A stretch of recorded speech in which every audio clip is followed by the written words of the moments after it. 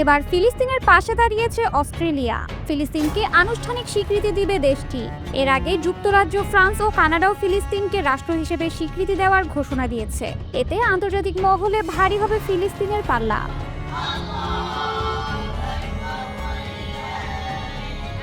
আগামী মাসে জাতিসংঘের সাধারণ পরিষদের সম্মেলনে ফিলিস্তিন রাষ্ট্রকে আনুষ্ঠানিক স্বীকৃতি দেওয়ার ঘোষণা দিয়েছে অস্ট্রেলিয়া। সোমবার ক্যানবেরায় এক সংবাদ সম্মেলনে দেশটির প্রধানমন্ত্রী অ্যান্থনি আলবানিজ এ ঘোষণা দেন। জার্মানিতেও ফিলিস্তিনকে স্বীকৃতি দেওয়ার পক্ষে জনসমর্থন বাড়ছে। ফর্সা institute for foreign policy journal international পলিটিক্সের এক জরিপে দেখা গেছে, দেশটির গড়ে ৫৪% মানুষ ফিলিস্তিন রাষ্ট্রকে স্বীকৃতি দেওয়ার পক্ষে হ্যাঁ বলেছেন। বিবিসির খবরে বলা হয়, আলবানিজ জানান, মধ্যপ্রাচ্যে সহিংসতার চক্র ভাঙতে এবং গাজায় সংঘাত, দুর্ভোগ ও অনাহার বন্ধ করতে দুই রাষ্ট্র সমাধানই মানবতার সর্বোত্তম আশা। তার মতে, পৃথক ইসরায়েল ও ফিলিস্তিন রাষ্ট্র প্রতিষ্ঠা না হলে স্থায়ী শান্তি সম্ভব নয়। অস্ট্রেলিয়ান প্রধানমন্ত্রী আরও বলেন, তার দেশ ফিলিস্তিনি জনগণের নিজেদের রাষ্ট্র পাওয়ার অধিকারকে স্বীকৃতি দেবে এবং আন্তর্জাতিক সম্প্রদায়ের সঙ্গে মিলে এই অধিকার বাস্তবায়নে কাজ করবে। তিনি জানান, ফিলিস্তিনি কর্তৃপক্ষ তাকে আশ্বস্ত করেছে যে ভবিষ্যতের ফিলিস্তিন রাষ্ট্রে হামাসের জঙ্গিদের কোনো ভূমিকা থাকবে না। এই আশ্বাসই মূলত ক্যানবেরাকে স্বীকৃতি দেওয়ার পথে এগিয়ে দিয়েছে। তবে বাস্তবতা হলো, গাজায় মাহমুদ আব্বাসের নেতৃত্বাধীন ফিলিস্তিনি কর্তৃপক্ষের কোনো নিয়ন্ত্রণ নেই। প্রায় ২ দশক ধরে গাজার শাসনভার হামাসের হাতে। এ প্রসঙ্গে অস্ট্রেলিয়ায় নিযুক্ত ইসরায়েলের রাষ্ট্রদূত তাৎক্ষণিক কোনো মন্তব্য করেননি।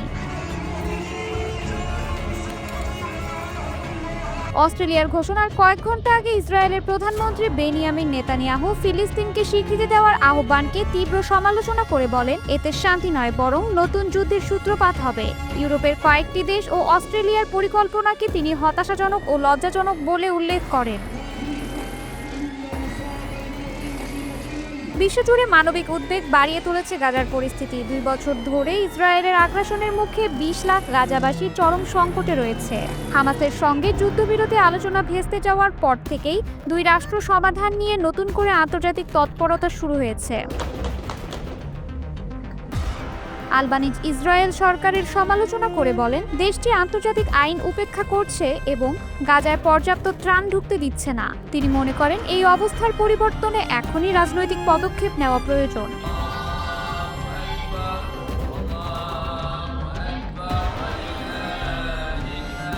এদিকে নিউজিল্যান্ডের পররাষ্ট্রমন্ত্রী উইনস্টন পিটার্স জানিয়েছেন, তার দেশেও আগামী মাসে ফিলিস্তিনকে স্বীকৃতি দেওয়ার বিষয়টি বিবেচনা করছে। তিনি বলেন, দেওয়া হবে কিনা এটা প্রশ্ন নয়, বরং কবে দেওয়া হবে সেটাই এখন ভাবছি আমরা।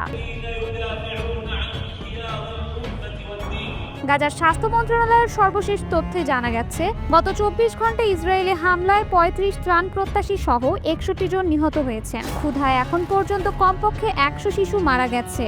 সর্বশেষ আরও ৫ জনের মৃত্যু হয়েছে, যাদের মধ্যে ২ জন শিশু। এতে অনাহারে মৃতের সংখ্যা বেড়ে দাঁড়িয়েছে ২১৭ জনে।